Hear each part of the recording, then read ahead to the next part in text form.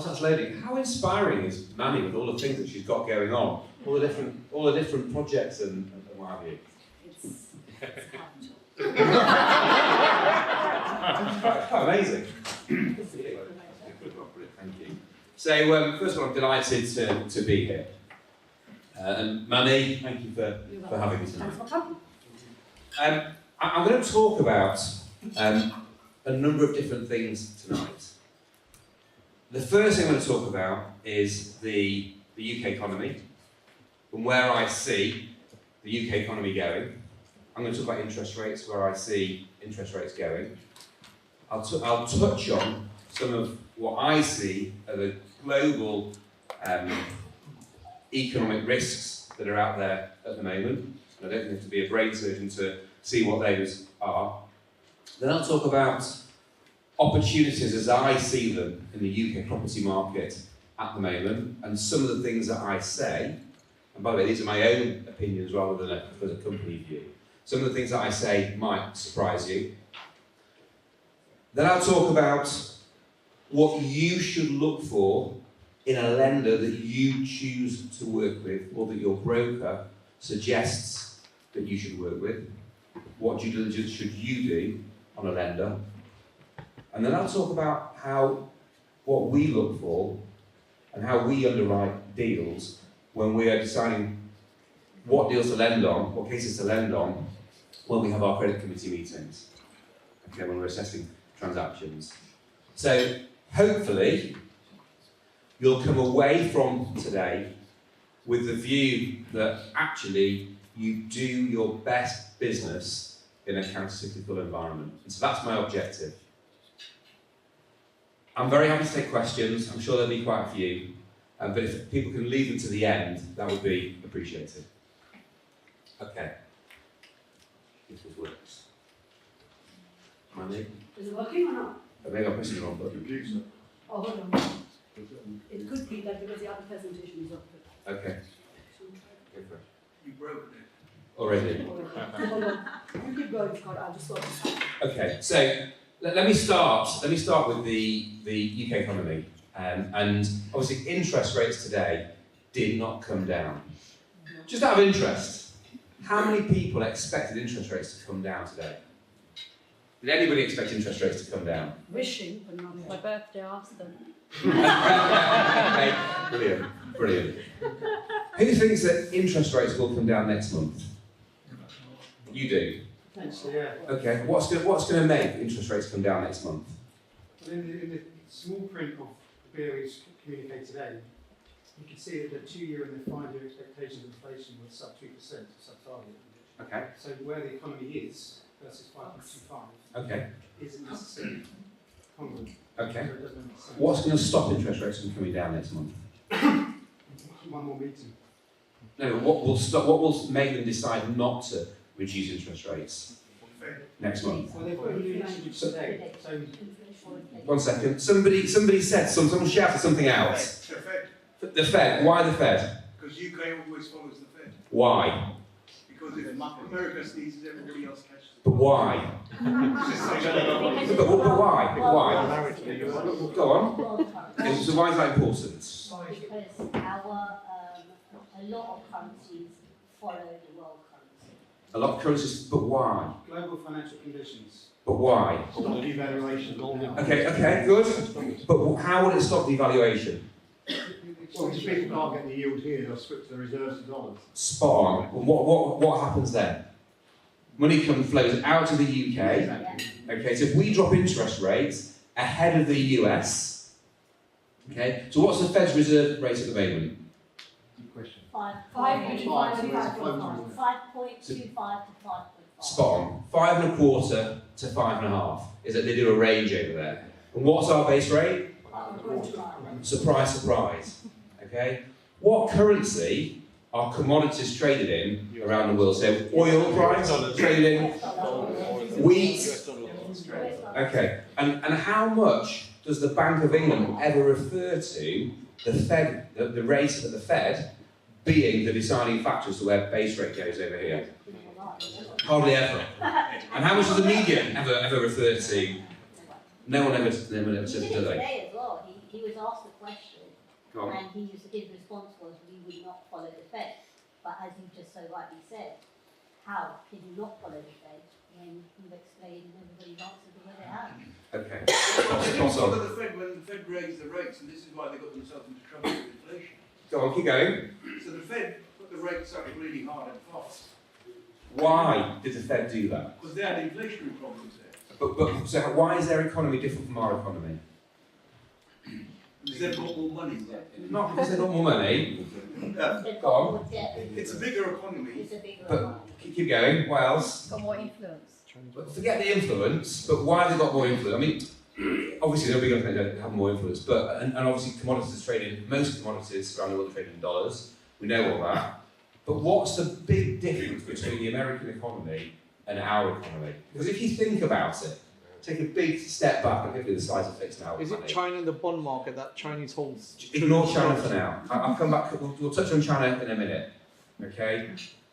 But, if you think back 2 years, 9 months, okay? September, October 2022, when inflation was just starting to come down the track, okay? The Bank of England did not raise interest rates here that quickly. And there's a lot of criticism of the Bank of England for not raising interest rates that quickly. But does it actually make sense that when everything is costing you more, debt is costing you more, food is costing you more, so money is being, disposable income is being taken out of your pocket, that the Bank of England goes and raises interest rates in order to take more money out of your pocket? It doesn't actually make sense. Well, they want to stop the economy overheating, and that's the only lever they've got left, apart from taxation policy, which they're not in control of. Okay, But things have changed because only 30% of the so playing devil's advocate with you, only 30% of the market has a mortgage now, right? So that lever is not as effective as it used Spot to on. be previously. spot on. But for those people that do have debt, Yeah. interest rates are now almost 5,000% higher than they were 2 years, 9 months ago. Yeah, but they were too low then. At that point, people were paying 150 grand extra for a house just because they dropped the rates because of the. But just 1 second, so let me just challenge you for a second, okay? And by the way, everything you said is right, okay, but just challenging you for a second. If, because things are costing so much more to buy, your disposable income is going down because things are costing you so much more, why does the Bank of England need to raise interest rates in order to dampen the economy? Because surely the economy would be dampened naturally because of the fact that people got less disposable income because things cost more. Well, there's two levers. Generally, there are two levers. There's the taxation lever and there's interest rate. The monetary policy, as it's called, right? So the government didn't want to raise taxation, and the Bank of England's remit is to control inflation. The only lever it's got is interest rates. What does it do? Sticks them up. Now, it's probably ineffective, but they call I it. think I should sit down. Everything you're saying is right, by the way.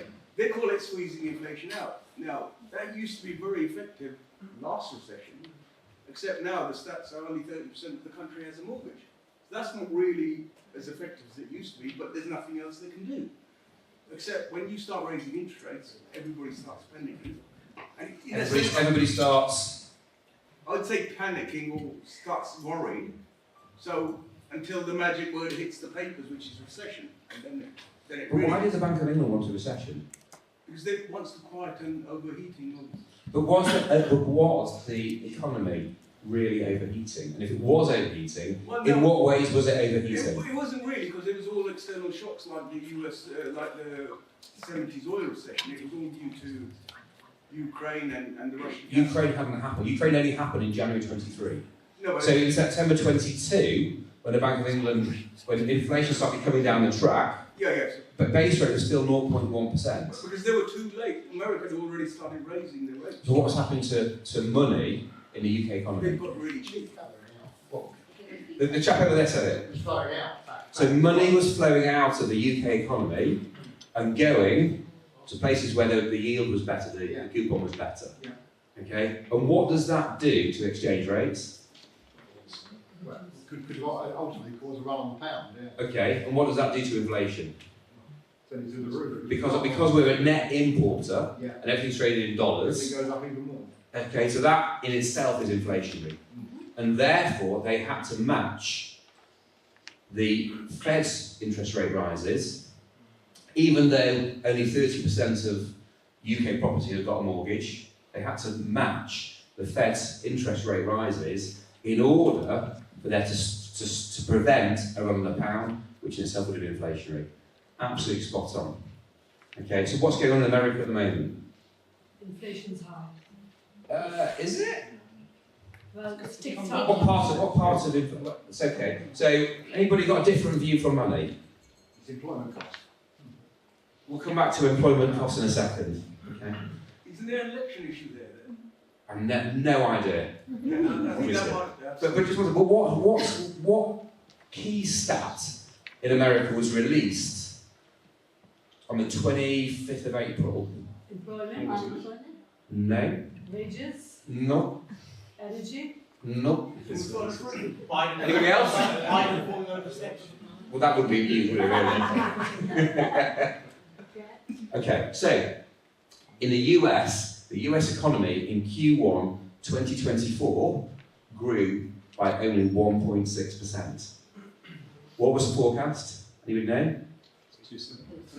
2.4%. Okay, so by only growing 1.6%, that's 25% short of where forecasters were expecting the US economy to go to. And therefore, what does the Fed need to do to stimulate its own economy? Reduce interest rates. And guess what the Bank of England are saying now about next month? Potentially reducing interest rates. Okay? And so I don't buy what the Bank of England says that actually we are not impacted by the Fed. I think we are a slave, we're a slave to what goes on in the States because of the fact that all commodities are traded in dollars, okay, and therefore we have no choice but to follow, as does the rest of the world, by the way. We're not on our own, okay. But what will, ignoring what the stats that were released on 25th of April in the States, what could cause base rate to drop here ahead of a federal rate reserve reduction over in the States? What could cause interest rates to either not come down or to come down ahead of the States? Elections. Potentially, I haven't thought of that one, but you're spot on. Yeah, anything else? You reaching our target? Of 2%. Okay, but so inflation is really interesting. Inflation is virtually at target at the moment. It's below base rate. Yeah. Okay. So it doesn't make sense that they are not reducing interest rates because they've in theory beaten inflation, albeit that petrol is up Well, 10% in that's- 2024. But that's a different I thing. think that's the thing, is that how you mentioned, first of all, follow the Fed. But then the second thing is... By the way, can everybody hear? Anyone not here? Right, there you go. So the first thing is that we follow the Fed, but the second thing is we're still waiting for data points ourselves to actually determine whether we are on a downward path. And that's the bit that the likes of Andrew Bailey and the committee are still umming and eyeing about and have been for the last however many months. And until they get some concrete evidence on those data points, they will do much what the Fed did. And the Fed's line is, we will wait for the data to come out until we make a decision. So, agree with everything you said. Just that, where is wage inflation, particularly in the service sector at the moment? Anybody? 6.5. Okay. What is the biggest sector of our economy? Okay. So therefore, what the Bank of England is trying to do is it's trying to take, going back to your point over there, okay, they're trying to take the heat out of the services side of the economy by keeping interest rates higher so people feel less secure in their jobs. And the minute that unemployment start to tick up in the UK, that will be the indicator to the Bank of England that they need to move ahead of what goes on in the States. Yeah, I don't take questions at the end, but let's have one. What about the minimum wage? That's surely going to have a massive impact because you've just given a lot of people a lot of money spending. Spot on. Yeah, that's inflationary. Agreed. Do you think inflation will go up again? Well, so inflation follows the cost of raw materials. If raw materials cost more, okay, and what's the key raw material in virtually every manufacturing process? Oil. So oil's up 10% this year so far. Okay, so look, oil prices are up and down like a yo-yo. I'm going to say something else, but a yo-yo is better than what I was going to say. Thanks for being here. Now, the biggest concern for the Bank of England is that they're too high for too long. Yeah. So then you end up risking a recession, and not deflation, more disinflation. So that is the biggest risk for the Bank of England, which is, I think, it's contested, really. The issue when it comes to inflation is obviously on the services side. Oil is less sensitive. We're less sensitive to oil than we are to other components such as gas. So I think by the time you spread out the inflation basket, the big pickup in oil doesn't have the same impact as it does in previous decades and previous cycles. So it'd be difficult to see inflation really pick up from here.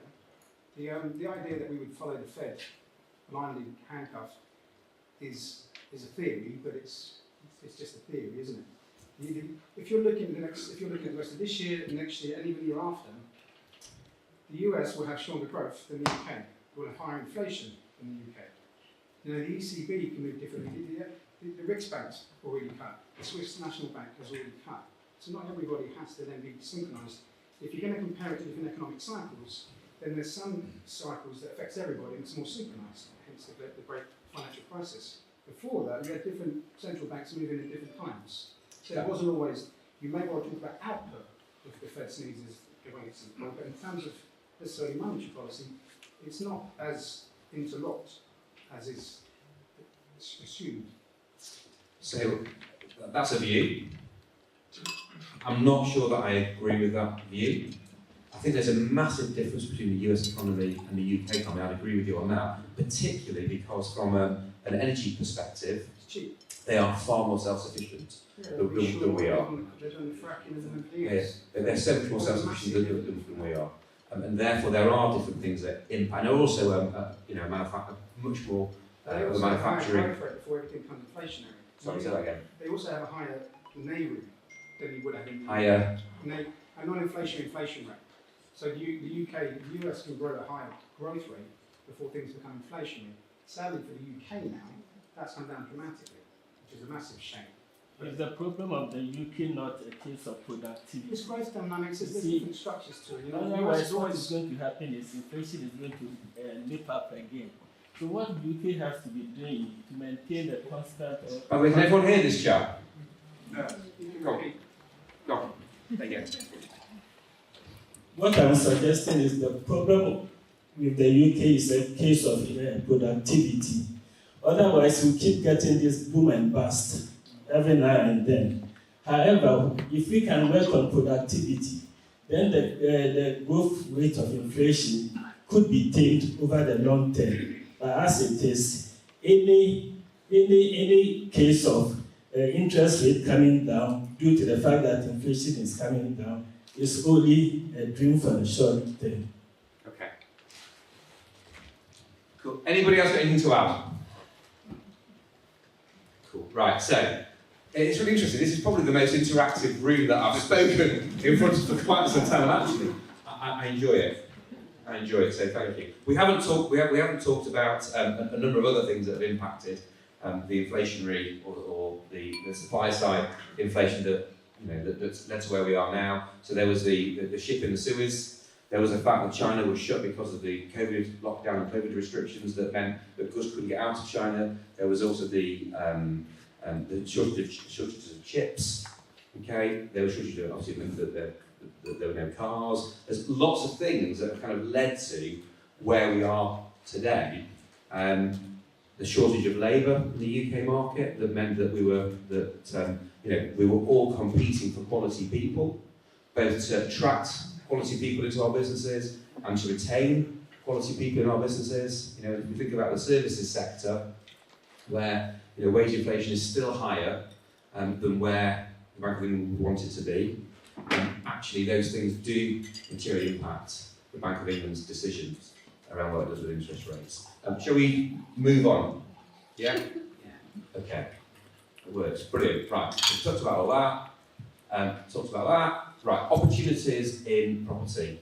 And I'm going to be a bit controversial here as well, if I can be. So I think it's highly likely there'll be a change of government, either later this year or in January next year. We are already starting to see that the Labour Party is talking about green belts. Okay? And I think that the Labour Party is talking about green belts deliberately because that's where they're going to put affordable housing. That's where they're going to put new types of council estates. Okay? And if you think about where green belts are currently located, generally speaking, they are around nicer areas, more expensive areas. And if we think about what a Labour government did in the 60s, in places like St John's Wood and Maida Vale, that's where they went and built all their council estates. Okay, and I think, and I might be completely wrong and wide of the mark, but I think that that is a risk area in terms of development, in terms of identifying sites, and in terms of short-term and medium-term where values will be in terms of property. Okay, because it's the easiest place and the least risk place for a Labour government, say, again, most people in the Greenbelt area who live there tend to be Conservative voters, so it doesn't risk their own voting base. So I think that Greenbelts are, and again, I think Labour are warming people up to restructuring and repurposing and reorganising greenbelts. Gerrymandering, basically. Pardon? The gerrymandering. Yeah, I agree with you. So from a developer's perspective and a property entrepreneur's perspective, I would be avoiding investing in areas that are in nice areas near to where greenbelts are at the moment, because I think that's a risk. Where I see that there are opportunities are in urban areas, town centres and city centres, because we've seen the decimation of the high street. Commercial property values materially come off, and we're also seeing investment by local authorities in regeneration of those areas. Okay, pedestrianisation, and money is being invested by local authorities because they need to see commercial property, semi-commercial property, office space repurposed. And there's a lot of talk at the moment around the 15-minute city. Everyone know what the 15-minute city is? Yeah, so it's basically, for those people that don't know, it's where you can walk to all the facilities within your community. So hospital, doctors, dentists, schools, etc., without needing a car. So if you can, so we always say to our customers, follow the money. If you see local authorities investing and spending money in the infrastructure, pedestrianisation, etc., follow the money. Be a pioneer in those areas and buy now ahead of where the rush will take place. Make sense? Yeah. Okay. So I think I've covered most of those. Move on. And again, so if we think about it, property is like any other business. It's about making margin. Like a manufacturing business, you buy cheap, you do something to a product, and you try and sell it high. Property is no different. So greenbelt areas, you buy high. Potentially, there's a risk you might not be able to sell as high.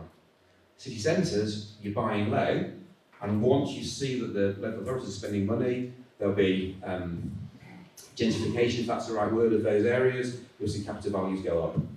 So be a pioneer. Also, always invest in areas where you see that where you are developing, where you are investing, there's going to be liquid markets. So then, if you are creating an HMO, that it's near, and we're going to rent them out, it's near to schools, hospitals, universities, etc. There'll be demand.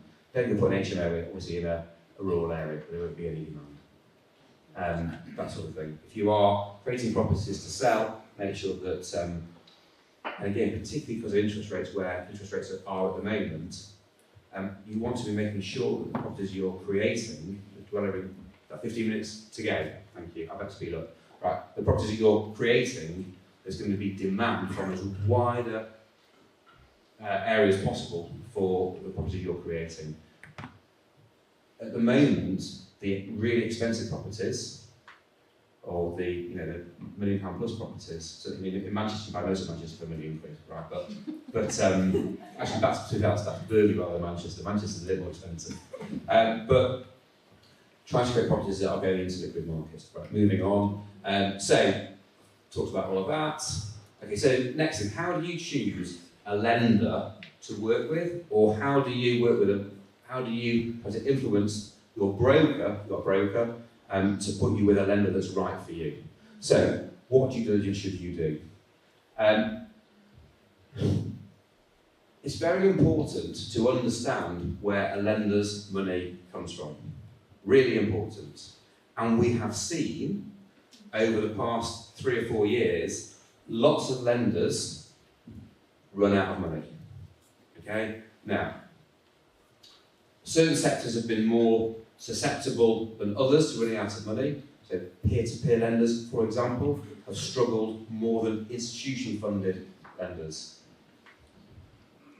Other things to think about, look into the background of the people that own the lending business. What's their background? If they are, by way of example, hedge fund managers, okay, and there are lenders who are hedge fund managers and family offices and what have you, how do you think they're likely to treat you if something goes wrong on your project? Because you've got to think that on property developments, somewhere between 20 and 30% of developments need more time or more money. How's that lender going to treat you if you do need more time or if you do need more money for your property project? Really, really important. How much repeat business do they get? If a lender gets lots of repeat business, then that means customers are happy. What do they do if you go over time or over budget? Are they going to be supportive? If the owners of that business are developers themselves, and you come unstuck, what are they likely to do? Okay, these are all rhetorical, by the way, but you start to think about, get into the mindset of what should you be looking for as a borrower when you're choosing to work with a lender. How long does it take for you to get drawdowns? If you've got contractors on site, most probably have to pay them on a weekly basis on a Friday. Okay, so how quickly, what's the drawdown process like? Because when you're doing a development, cash is king. You need to get money quickly from that lender. They're, for example, going to put your deal on a platform to get money from their investors every single time you want a drawdown. That's no good for you. You want their asset manager, their QS, if they've got one, out on a Thursday when you have money in your account on a Friday. You need that speed of response. How many properties have they defaulted or repossessed over the last 12 months? Ask the question. Where would that information be available? Ask your broker. Yeah. And to be fair, a lender, if they, there's nothing, a lender should be as open and as transparent with you, okay, as you have to be with them. Because if you think about it, you're doing a development, and let's say you need a development loan to cost of 75% loan to cost. Okay? The lender's giving you 75% of the day one value plus all the build costs. They are your majority business partner. It's like a marriage. You don't want a marriage to end in divorce. You want it to be. And how many marriages end in divorce? No, you want that to be. It is a partnership. Okay? So, making sure that your objectives as a developer are aligned with the lender's objective as a lender is really important. What does that, your success moment should be the same as the lender's success moment. Would you expect, maybe not to reveal the Go on, roadways, On the Yeah. microphone. just out of curiosity on that. I'm never ever going to say questions at the end again.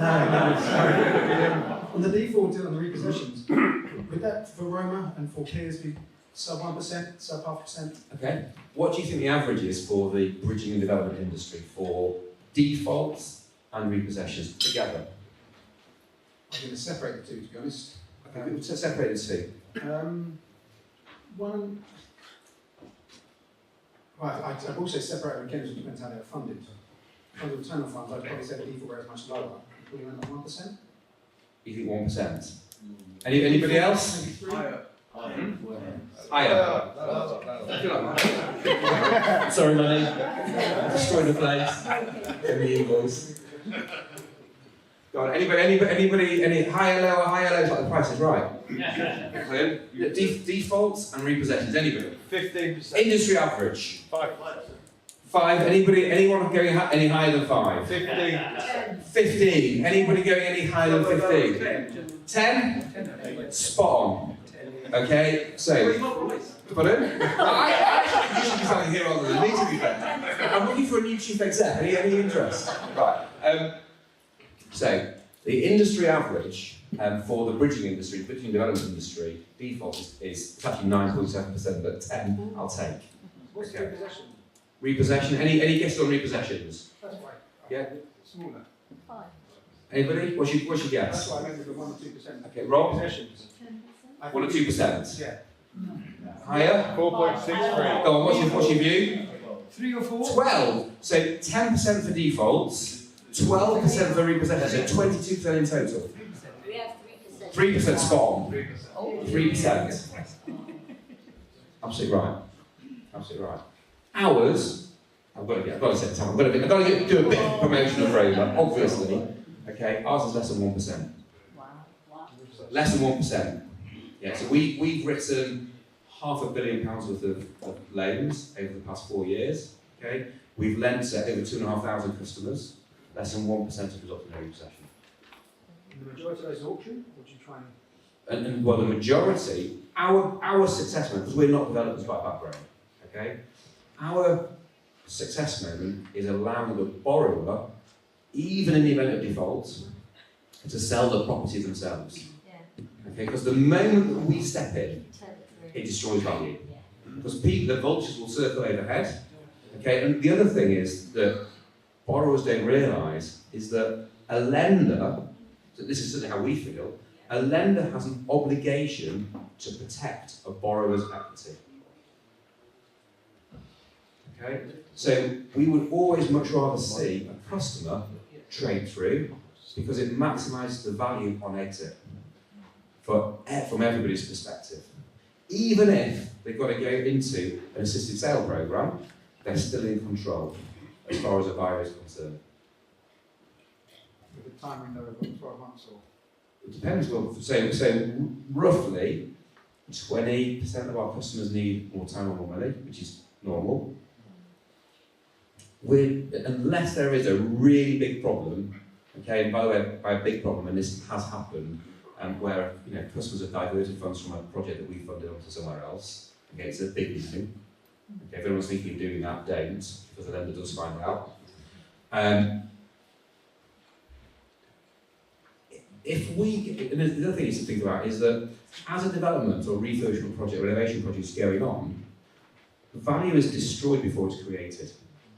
Okay, and therefore, from a lending point of view, we've got to be in it for the long term. We've got to see it through. Okay, because the last thing we want to do is to step in and have to finish it ourselves. It's interesting. We once had a father and son team. The son was what I call a schlemiel. Anyone know what a schlemiel is? Go on. A schmuck. Yes. The son, simpleton, right? The son wasn't backable. The dad was the guy that was backable. Okay. 2/3 of the way through the project, unfortunately, the dad passed away. Okay? So we thought we were being clever.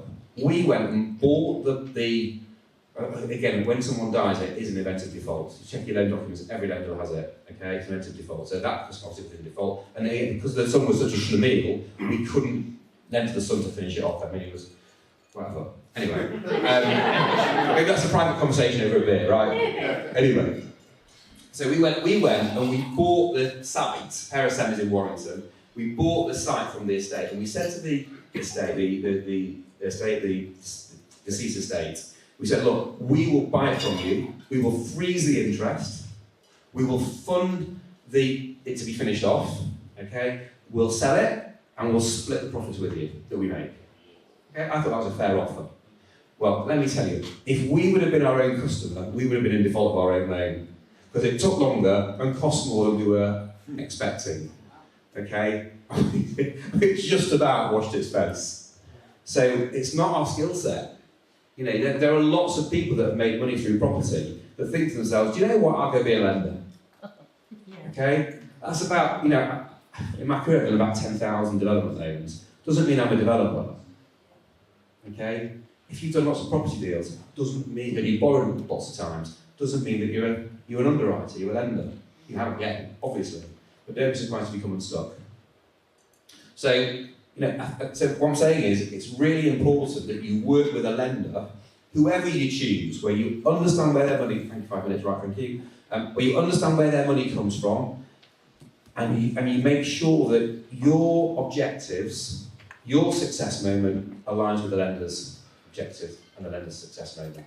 Okay, because if when something goes wrong, and you know, in 25% of cases it does, you've got to be able to sit around the table and work it out to find the best way of you staying in control of the property, you having more time and more money to finish it all off. Right, moving on. How do we underwrite a loan? What do we look for? So, going back to what I was saying before, that when you start a property project, value gets destroyed before it gets created. Okay? What is the single most important thing from our perspective to get right? Experience. Okay, so on that, your best borrower is working on their exit before they even draw the loan down. But that's not the answer I was looking for. That's actually the last thing we consider. Anybody else?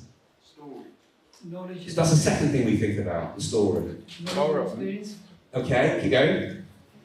If they can deliver, if they Yeah. can get to the exit. Absolutely. Is it all on the screen?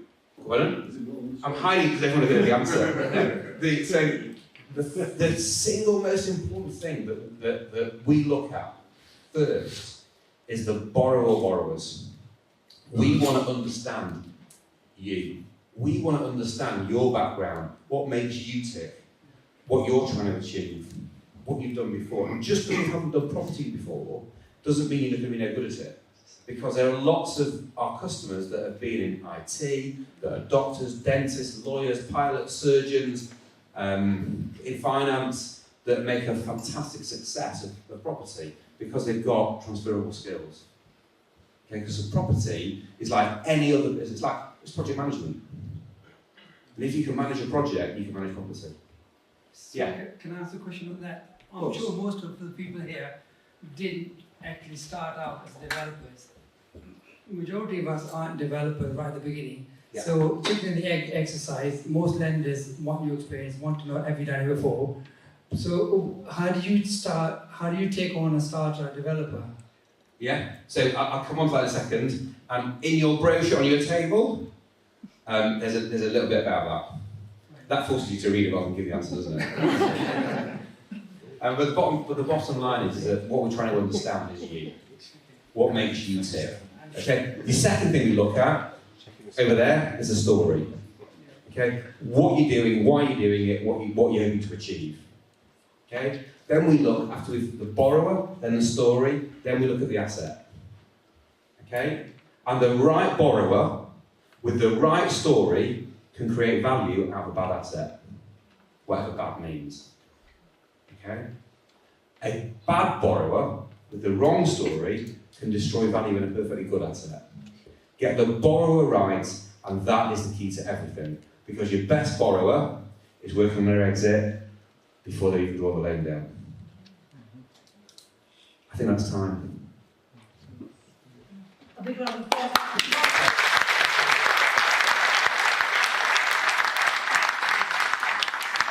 Anybody? No one's taking questions all the way through, and I'll never say these questions to the end again. I promise, Rob. But so any questions from anybody? And last, can I ask everyone a question? Please, can you have some business? 1, 2, 3. Yes. Thank you very much. Okay. Yeah. I've got a question for you, Scott. Thank you. That was really useful to hear. So I've got a bridge to development loan with lender. We spoke a little bit about this earlier. They've actually been amazing. Yeah, they're a good lender, by the way. They are a good lender. Yeah. So they actually, it was tight. A lot of people know about this one. It was tight to get a loan at Christmas. But they'd actually given me a 15-month term. So as I was saying before, I've done the first drawdown. And the one thing they won't do is they won't pay for the development works in advance. Okay. So only in arrears. But what I've just negotiated with them is that if I can do an interim drawdown, so that's every 2 weeks, and then they've reduced the amount that I can claim as well. Yeah. My question to you was, how do you fund the development works for your clients? Do you fund them in advance or in arrears? What do you think? Advance? So it's interesting. So one of the things that, I'm going to answer that in a roundabout way. Okay. So one of the things that we look at, it's really, really important, is that our customer has got all on their back. Okay, because developments, as I said, they take longer and they cost more, and also things can go wrong where work has to be redone.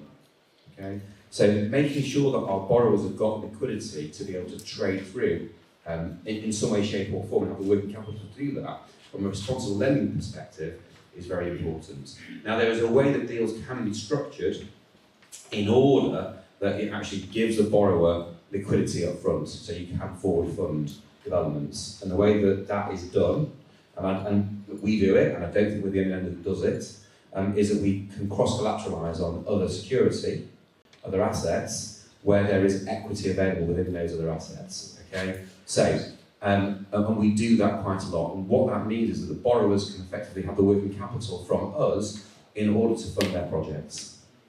Okay, but where we see, going back to borrower story, asset exit, where we see that a borrower is already highly geared on buy-to-lets, on residential mortgages, etc., then their margin for error actually is materially reduced. Okay, and so therefore the risk of there being a problem increases. So we always like to see that from a customer's perspective, they've got cash, liquidity, or equity in other assets, so that if we need to knife and fork them through at the end, which does happen, we can do that. Does that answer your question? Yes and no. Okay. So in terms of... Try again, sorry. No, but this is good to know for the future. Yeah. But also, in terms of funding works, so do you fund in advance? Yeah, so if we can structure the deal right, by cross-collateralising, typically, where there's equity in other assets, then yes, we can do that. Basically, can you get your checkbook out? Pardon? Do you know what? Okay, so funny story there, right? So we've got a young guy in our business, okay? He had to. Does anyone know what BSQ is? Anyone know what BSQ is in the room? BSQ is what's called a building society questionnaire or mortgage reference. Okay, so when we are doing a second charge cross-collateralising on another asset, we need to get a mortgage reference and consent from that first lender. Okay, they only take cheques. So we asked this young guy. Okay, I won't say who it's not fair forwarding. Okay, and we asked this young guy to go and get a chequebook so we could sign a cheque. He'd never seen a cheque in his life. So he came into my office and asked me to sign a paying book. Just to write the cheque. True story. Anyway, there we go. What? The paying book. We'd be really struggling if that was the case, wouldn't we? Okay, next question. Okay, last question. Anybody? Yeah. Can it be a SAS? Yes, but a SAS is limited, okay, to borrowing. So, I think there's a SAS expert, a few SAS experts in the room. A SAS is limited to borrowing 50% of its assets. You will.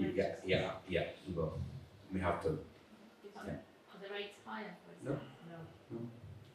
If anything, if you can only lend 50%, okay, actually it's less risk than doing a 75% loan to cost deal.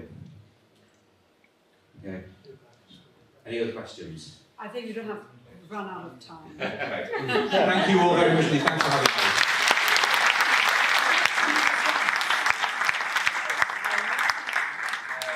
You know what? So, yeah, right, last, is this the last slide, is it? Yeah. Right, okay, fine.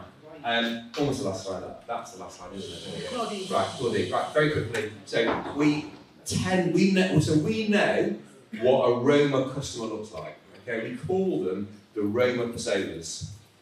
Okay, so persona number one is obviously an experienced property investor, done it before. Persona number two is an experienced property tradesperson, okay, that technically is competent to do a lot of stuff themselves. So we'll get a lot of, brickies or sparkies or chippies or plumbers, with broken noses, smashed teeth, colours all over their hands, they're effing and jeffing all their stuff is on site, okay? They're like real people. Not that no one here does, but they're like salt and earth, right?